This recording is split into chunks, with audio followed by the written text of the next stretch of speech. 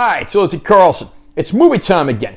As a critic, I get invited to a lot of screenings here in Vegas, and one of the screenings I just got an invite to is the film Nobody 2. However, I've never seen the original Nobody, so certainly had to make up for lost time, and I just went ahead and got it off Amazon a few days ago. This is Nobody from 2021, starring Bob Odenkirk. I'm going to unbox this release and share my opinions. Cover art of our everyman hero with the past life of an assassin thrown back into that life. There's our spine text, back cover. Inside the package, there's a digital code. There's also a Universal Movies rewards code on the back. And here we have a 4K disc as well as HD Blu-ray disc. Hutch is a nobody. As an overlooked and underestimated father and husband, he takes life's indignities on the chin and never rocks the boat. But when his daughter loses her beloved kitty cat bracelet in a robbery, Hutch hits a boiling point no one knew he had.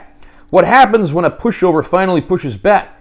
Hutch flips from regular dad to fearless fighter by taking his enemies on a wild ride of explosive revenge. The writer of John Wick showcases Emmy winner Bob Odenkirk as fans have never seen him before, an average family man who becomes a lethal vigilante unlike any action hero. When Nobody came out, one of the things that was being touted really heavily about the film was it was from the writer of John Wick.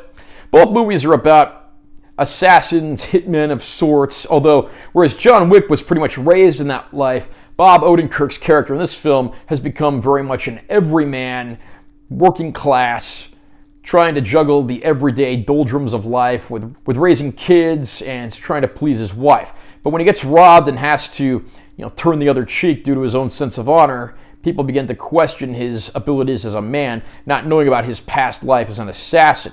His father, a former CIA agent, is portrayed by a criminally underused Christopher Lloyd, who actually steals every scene he's in. And there's some great supporting parts throughout the movie as well, including Michael Ironside portraying the character's father-in-law. It's not long before he's back to his old ways when he finds that his daughter has lost one of her prized possessions. And he finds himself, of course, facing moral quandaries at times, seeing that some of the robbers may be facing hardships worse than what he was going through.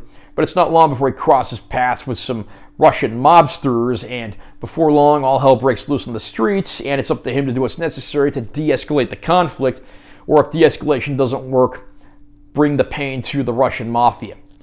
Nobody is a bit of an uneven film, but Bob Odenkirk absolutely makes the movie with his, at times, quite funny depictions of an everyman, working-class fellow. Sadly, the villains are about as generic as you can possibly come. If you've ever seen Eastern European mafia villains in any movie, these are literally the same villains that could have been in any other movie. Odenkirk's character certainly deserved a better challenge and more interesting guys to fight against than these.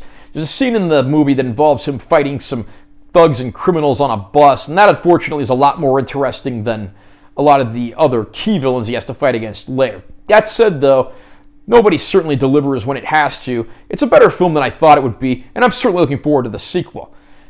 This 4K disc is actually a 2K upscale, but I'm happy to say that the disc is still nothing to scoff at. It's a good-looking disc with bright, bold colors when they're needed, but also deeper, darker black levels thanks to the addition of HDR. The disc certainly gets pretty high marks from me, and fans shouldn't be disappointed. On the Blu-ray disc as well as the 4K, we do get several featurettes. Of course, Universal is the one company that actually puts the bonus features right on the 4K disc, which I really appreciate. The bonus features are mainly EPK-type featurettes, but there also are some deleted scenes as well, so it's good to see they didn't just give this the bare bones treatment. Nobody certainly earns this R rating, but it does have sort of a domestic comedic charm that John Wick lacks, so even though they come from the same writer, the two films are quite different, but equally entertaining in different ways. I can certainly give Nobody a pretty strong recommendation. How about you? What did you think of Nobody? Do you think this is the best performance from Bob Odenkirk that you've ever seen? What about the villains, the action scenes, the family and friends throughout the movie? Comment down below and let me know what you think. Also, remember to subscribe to this channel for more content. I'm always posting new videos, and make sure you give this one a like if you found it helpful. I'm Odenkirk Carlson. I'll see you next time.